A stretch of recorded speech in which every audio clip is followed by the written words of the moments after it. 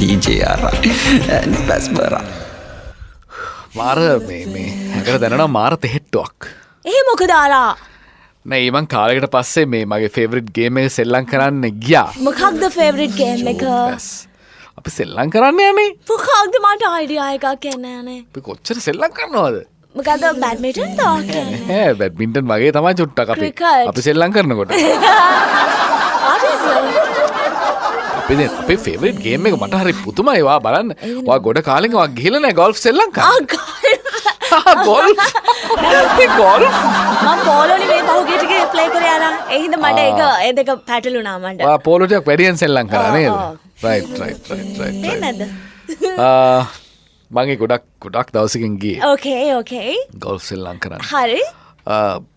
ඔබට අපි ගෝල්ෆ් ගැන චුට්ටක් කියමුනේ. ඕකේ මතක් කරමු. කියමු ගෝල්ෆ් ක්‍රීඩාව. ගොඩක් ඉතින් සල්ලි වැඩි වුණාම තමයි මේක සෙල්ලම් කරන්නේ. හිතා ගන්නකො අපි. ගොඩක් ඉතින් කෑෂ් එහෙම ගොඩක් තියෙනකොට යන්න ඕනේ ගෝල්ෆ් සෙල්ලම්. වා දැකලා තියෙනනේ ගෝල්ෆ් බෝලේ සෙල්ලම් කරලා දැකලා නැහැ. මොනවාද කතා කරන්නේ? බස් දැකලා තියෙනවද ගෝල්ෆ් බෝලේ දැකලා තියෙනවද? මේ චක්කිතල බෝල ගෙඩියක්. නෑ. ටූටම් බෝලේ. ටී බෝලයක් වගේ. ටී බෝලට ලොකු. දන්නා. මේ ගෝල්ෆ් බෝලයක් සාමාන්‍යයෙන් ග්‍රෑම් 45ක් විතර බරයි. ඔය ගෝල්ෆ් බෝලයක් ඔබ ළඟට දැකලා තියෙනවා නම් එහෙම නිකන් අපි දැන් ගෙදර යනකොට ළමයින්ට සෙල්ලම් කරන්න පොඩි ගෝල්ෆ් බෝලයක් ගෙනියන්න ඕනේ කියලා කවුරුත් ගෙනියන්නේ නැහැ. මොකද ගෝල්ෆ් බෝලේ තියෙන බරයි. ඒක නිකන් කකුලකට එහෙම වටන්න චුට්ටක් අමාරුයි පොඩි අයට. ඒ නිසා ගෝල්ෆ් බෝලේ ලොකු ගාණක් වෙන්නෙත් නැහැ. ගෝල්ෆ් බෝලයක් අරන් යන්න පුළුවන්. නමුත් එහෙම කියලා ගෙදර ගෙනියන්න එපා නිකන් ගෝල්ෆ් බෝලයක්. සාමාන්‍ය බෝලයක් වගේ නෙමෙයි. නිකන් කොහෙටද ගැහුවොත් එහෙම මූණක් කටක් සමතලා වෙන්න වගේ ඒකින් ගහන්න පුළුවන්. ඒ බරත් එක්ක පුංචි උනාට. ඔයා දැකලා තියෙනවනේ මේක පොඩි නිකන් වලවල් වගේ බෝලේ වටේට. යස්. ඔයා දන්නවද ගෝල්ෆ් බෝලයක් වටේට ඒ වගේ චූටි වලවල් කොච්චර තියෙනවද කියලා මත පිට? බොහෝ ගණනක්. ලස්සන. තාම ඉවරද උත්තරයක් දුන්නේ බොහෝ ගණනක්. ආන ඔබේ ළඟින් ගියේ උත්තරේ බොහෝ ගණනක් කියන්නේ බොහෝ ළඟින්. කීයක් වගේ තියෙනවද? 352ක් තියෙනවා. 352ක්. ඒවට ඩිම්පල්ස් කියලා කියන්නේ. අර මේ හිනාවෙන කම්මල් ඔව්. උදැල්ලක් අරන් හාරන්න ඕන ඩිම්පල්ස් වගේ. උදළු තලයක් දාගෙන එන්නකො ගොබොට් බොක්ස් උදැල්ල අරගෙන අපි ඩිම්පල් දෙකක් හාරන්න අපිට පැත්තේ. මේ ඒවට ඩිම්පල්ස් කියලා කියන්නේ 352ක් තියෙනවා ඒ ගෝල්ෆ් බෝලයක් වටේට. මේ මම වැඩ කරන නැති චූටි දේවල්ද? ඒකේ 352ක් වලවල් තියෙනවා කියලා දැනගත්ත කියලා අපිට රස්තාවක් හම්බෙන්නේ නැහැ. ඇත්තටම මම ඔබට කියන්නේ. ග්‍රෑම් 45ක් බරයි ගෝල්ෆ් බෝල් එකේ ඔබට කවදාවත් ජොබ් එකක් ගන්න හම්බෙන්නේ නැහැ. ඒ වලට වටිනවා රාය දැනුම. ඉතින් මම දැන් ඊයේ ගිහිල්ලා මේ මම වයිෆ් එකමයි ගියේ. හරි. ක්ලබ් හවුස් එකේ වයිෆ් ඉන්නවා මට. පේනවා දැන් මේක දැන් අන්තිම ෂොට් එක හරිද? හරි. මේකේ වගේ දැන් අන්තිම ස්ට්‍රෝක් එක ෂොට් කියලා කියන්නේ ස්ට්‍රෝක් එක. ඕකේ. ගෝල්ෆ් දන්නවා ගැසිරෙන්න එපා මම. ඉන්ටර්නෙට් එක බලලා ආවේ. What happened? ඉන්ටර්නෙට් එක දැන් හිටියේ නැත්නම් ගෝල්ෆ් ගන්න වෙන්නේ ෆුට්බෝල් වගේ ගෝල්ෆ් අපිට. මම නිකන් ඉංග්‍රීසිංග නටවමින් ෆයිනල් ස්ට්‍රෝක් එකට රෙඩි වෙනවා. ඉංග්‍රීසිංග මෙහෙම කරමින් ලතාවකට බඳ ලෙලවමින් මම ෆයිනල් ෂොට් එක මට පේනවා පිටිපස්සෙනුත් තව හාදෙක් ඉන්නවා. මිනිහත් දැන් හින වෙලා ඉඳන් බලන් ඉන්නවා.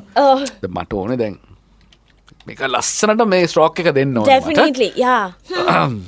ගන්නවා මේක ගන්නවා පිටිපස්ස ඉන්න හාදයා ටිකක් වෙලා ඉඳලා ඇව්වා මේ මචං මොකද්ද කරන්නේ මේ ඔක ගහනවා නම් ගහපන් නැත්තම් ඔක තියලා බලයන් වගේ ඒකට ඔකක් දුන්නා මට මොකද්ද ඔච්චර වෙලා ගන්න ඔක ගහලා දාන්න ඔක ඉවරනේ ඉතින් ඔක මං කො නෑ මේ මං කො හලෝ හයි මේ වයිෆ් ඉන්නවා ක්ලබ් හවුස් එකේ ඔය බලාගෙන ඉන්නේ මං දිහා බලාගෙන ඉන්නේ ඉතින් මට මේක දෙන්න ඕනේ මේ ෂොට් එක දෙන්න ඕනේ හරි නිකන් තේරෙන භාෂාවෙන් කියන්න ස්ට්‍රෝක් එක වරද නිකන් මේ නිකන් ස්ට්‍රෝක් මේ ඩිල් බෝලක් ගහලා නැති අක්කේ මේ මං කෝ මේ ෂොට් එක දෙන්න ඕනේ කොහොමද රඹටි හැලෙන්න දෙන්න ඕනේ වයිෆ් අර පේනවාට බලන් ඉන්න අර දෙන එක දෙන්න ඕනේ අය ඇට්ටි හැලෙන්න දෙන්න ඕනේ මේක කියලා මිනිහා කියන අනේ නිකන් හිටපන් මචං මෙතනilla කොහොමත් ඔය ගෑනට ගහන්න බෑ ඔළුව පැලෙන්න මිනිහා කිව්වේ මම වයිෆ්ට දෙන්න යන්න කියලා ගෝල්ෆ් බෝලේ රබටි හැලෙන්න මිනිහාගේ හිතේ තියෙන පොඩි දෙයක් තමයි ඉතින් නේද මම ගහුවා නම් තාම ගුටි කනවා වයිෆ් ගේ.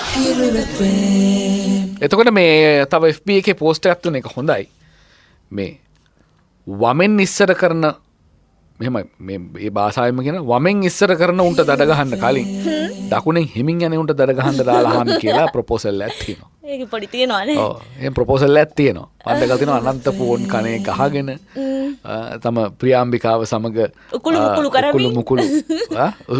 මුකුළු උසුළු විසුළු කරමින් ප්‍රේම අල්ලාපේ යෙදෙමින් දකුණෙන් යනවා වාහනේ බැහැලා කෑවේ කිය.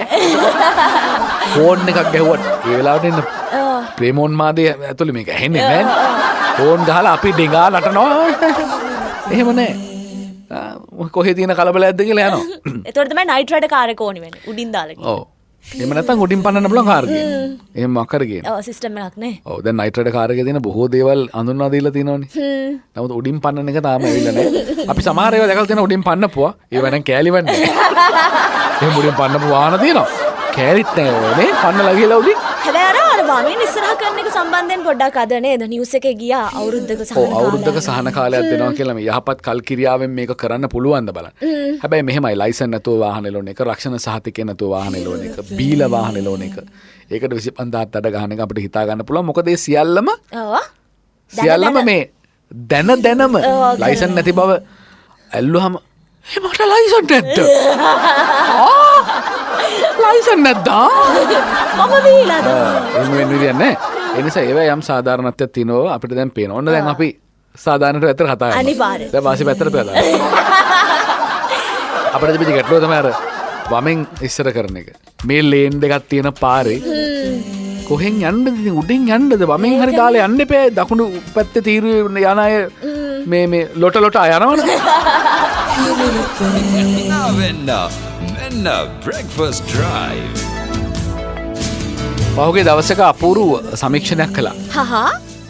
මේකට මිනිස්සු 5000ක් විතර වගේ සහභාගී කරගත්තා අපේ රටේ. හා. මේකේ මාතෘකාව උනේ මිනිස්සු වැඩියෙන්ම බය මොනවටද කියලා.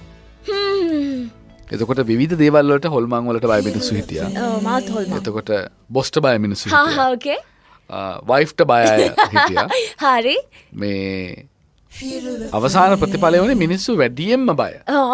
වැඩිම සංඛ්‍යාවක් මිනිස්සු බය මධ්‍යම රාත්‍රියට. මධ්‍යම රාත්‍රියට. හේතුව හැටියට ඒගොල්ලෝ කියලා තිබුණේ මධ්‍යම රාත්‍රියටයි බඩු මිල වැඩි වෙන්නේ. ඒකයි. ආයිකයි බය වෙලා ඔව්. මිනිස්සු බය මධ්‍යම රාත්‍රියට. ඇයි ඉතින් එළි වෙනකොට මොනවා වෙලාද දන්නේ මධ්‍යම රාත්‍රියේ මොකක් හරි වැඩි වෙනවනේ. ඒ බය හොඳයි නේ. ඔව්. මේ මිනිස්සු ඒ රිසර්ච් එකට සහභාගී මත් සහභාගී වෙනවා. මධ්‍යම රාත්‍රියට තමයි බය. වයිෆ්ට මේ මධ්‍යම රාත්‍රියට. මම ගොඩකට බයයි. මොනවද බය වයිෆ්ට බයයි දන්නවා. ඕලිමටම බයයි. DJ Ara and Baspera. ගෙවල් වල තාත්තලා පුතාලා කතා කරනවා ඇහෙන්නේ හරි අඩුයි. ඒ කියන්නේ පොඩි කාලේ පුතා හැදෙන්නේ තාත්තා දිහා බලාගෙන. රයිට්. පොඩි කාලේ තාත්තා තමයි වීරයා. යස්. තාත්තා තමයි වීරයා. ලොකු වෙනකොට පුතා හිතන් ඉන්නවා දැන් මං තාත්තා වගේ කියලා. ඒ නිසා ලොකු වෙනකොට තාත්තා පුතා වැඩි කතා කරන්නේ නැහැ. ඔයා දන්න ටිකම තමයි මාත් දන්නේ තාත්තේ වගේ තමයි කොල්ලා ඉන්නේ. ඒ හැටියක්. නා වීරයා කියලා නේ. කොල්ලත් වීරයා ලයින් එකේ ඉන්නවා. යා. කොල්ලව වීරයක් කරවන්නේ අම්මා. තාත්තා මොන හරි කියනකොට අනේ මේ ඔයා ඉන්න. ඊ වෙලාවෙත් කොල්ලට බනිනවා. ඒක තමයි තාත්තා. හරිද? හා ඕකේ. සාමාන්‍යයෙන් කොල්ලෝ අම්මලා හරහා තමයි කොමියුනිකේෂන් යවන්නේ තාත්තට. අම්මා අර වැඩි තාත්තට කිව්වද? මේ අම්මේ කියන්නකෝ මට බෑ අම්මේ ගිහලා කතා කරනවා පොඩ්ඩක් කියන්නකෝ යාට. Communication manager. මම. හරිද?